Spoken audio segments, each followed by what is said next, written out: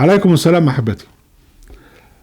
أهلا وسهلا بكم في برنامجكم لحظات قرآنية، ونحن في كتاب الحج، وندخل في موضوع التقوى، في موضوع الإحرام.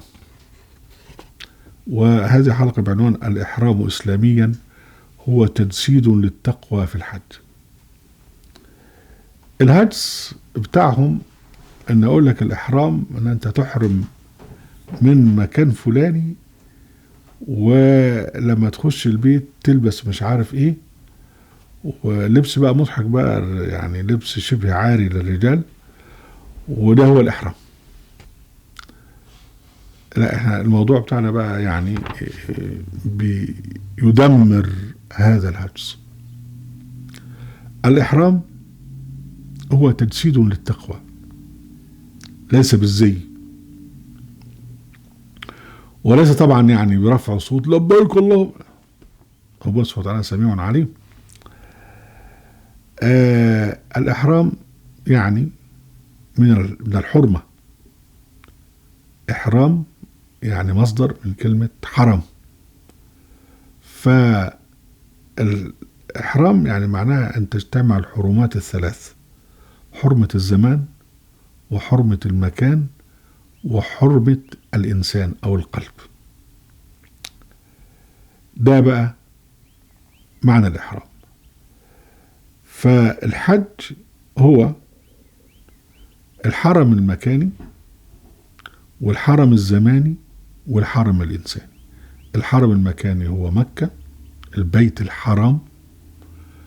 والحرم الزماني أن تحج في الأشهر الحرم من ذو الحجة، محرم، صفر، ربيع، تحج في خلال الأشهر الحرم، ده الحرم الزماني. وبين الحرم الإنساني حين تدخل البيت الحرام اللي هو الحرم المكاني في الشهر الحرام اللي هو في الأشهر الحرم، أن تدخل بقلب تقي. ده بقى الحرم الإنساني. ومن يرد فيه بإلحاد بظلم نذقه من عذاب أليم. فاجتماع الحرمات الثلاث ده الحج، ده معنى الإحرام. وبعدين ما أنت بتخش بقى بالإحرام، ساعة ما تخش البيت، تخش البيت الله الحرام، بيبدأ الإحرام بتاعك. أنت بتنوي بقى أن أنت دخلت البيت محرما. إذا بقى بيمتنع عليك بقى الرفث مع الزوجة، بيمتنع عليك الجدال، بيمتنع عليك الفسوق، بيمتنع عليك إرادة الشر، بيمتنع عليك الصيد في الحرم طول ما أنت محرم. في أشياء كثيرة، محظورات كثيرة، ده بقى اللي هو بتعملها بقلبك. فإحنا عندنا بقى مكان الحرم المكاني، البيت الحرام. الحرم الزماني أن تحج في الشهر الحرام. وبعدين الحرم الإنساني اللي هو أن تفعل المأمورات وأن تنتهي عن المنهيات. المأمورات بقى اللي هي الطواف والسعي إلى آخره، وتقديم الهدي اللي هي المناسك، وبتنتهي بقى عن المعاصي وعن إرادة الشر. ده الإحرام. مش ان انت تلبس اللبس الهجس اللي بيعملوه ده، والواحد بيمشي يقع منه والناس تشوف العورة بتاعته والكلام الفارغ ده. يعني هو كلمة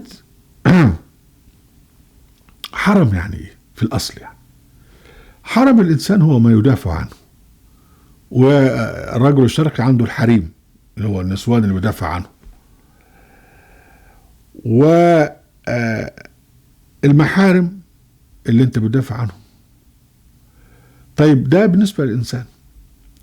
بالنسبة لرب العزة جل وعلا له حرمات، له محارم. أول حرمة اللي هو الحرم المكاني اللي هو البيت الحرام.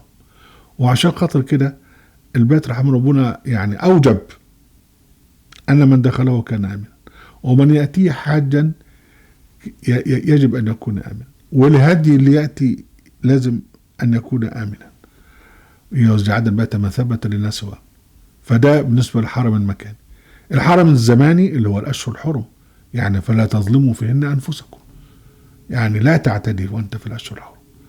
الحرم الإنساني حين بقى يجتمع الحرم المكي مع الحرم الزماني وأنت رايح تحج، يبقى إذا أنت بقى بتبتدأ هنا بقى بتنفيذ أوامر محددة، وبتنتهي عن كل ما يغضب الله، حتى من بعض الحلال زي الرفث مع الزوجة وزي الجدال المباح. فده بقى حرمات ربنا. وده بقى الإحرام. الإحرام اللي هو اجتماع الحرم المكاني والحرم الزماني والحرم الإنساني في تأدية الحج، ده الإحرام بالحج. وبعدين ده بقى عام للبشر جميعا كما قلنا.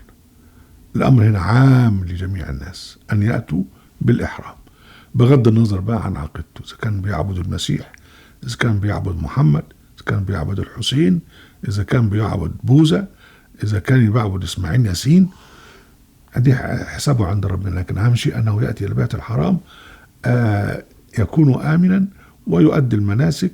وبعدين ربنا سبحانه وتعالى هو الذي يعني يتوعد بشدة العقاب لمن ينتهك الأوامر والنواهي.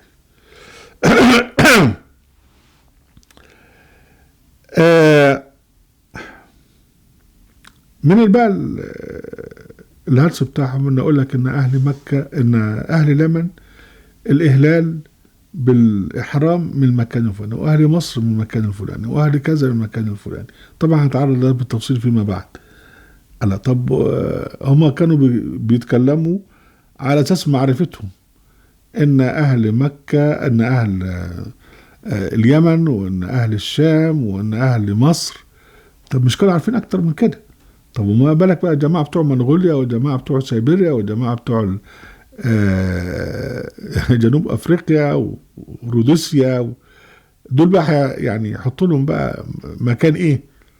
لا هو نية الاحرام بتبدأ بدخولك البيت، تدخل الحرم المكاني في وقت الحرم الزماني اللي هو الاشهر الحرم، وتبدأ بنية الاحرام بان تنتهي عما نهى الله عنه، وان تفعل ما امر الله جل وعلا به. مش هنا بقى مواقيت الإهلال والكلام الفارغ ده كله. ده يعني فكرة عامة عن موضوع الإحرام إسلاميا. بعد ذلك نتعرض بقى مع إيه هو الحرم المكاني، وهو الحرم الزماني، وهو الحرم الإنساني. أهلا وسهلا بكم أحبتي ونرجوكم عزيز القرآن في قراءة القرآن في موقع أهل القرآن. لا تنسوا المشاركة بالشير ولايك، وعليكم السلام.